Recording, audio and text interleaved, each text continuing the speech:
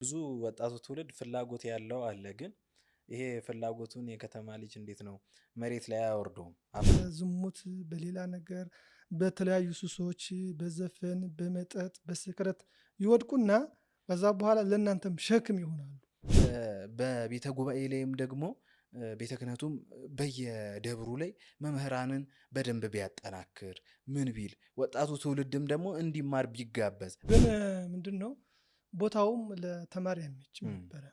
እንደው ወደዚህ ወደ ህማማቱ ሳመጣዎት እንደው እቺ መልካ ህማማቷ ብዙ ጊዜ ሰው በጣም ይወደዋል እና ብዙ ጊዜ ድምጾትና እድሜዎትም አይገናኝም ይላሉ ሰዎች ብዙ ሰዎች እና እንደው እቺ መልካ ህማማቷን እንዴት አዘጋጇት? በከመ ልማድኪ በሊ አበ ወልድኪ ካሊ ኦርሩ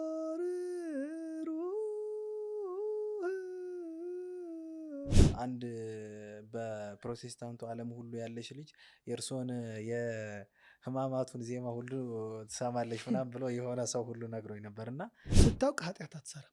ስታውቅ ካላወቅህ ግን ባለማወቅ ኃጢአት ትሰራለህ።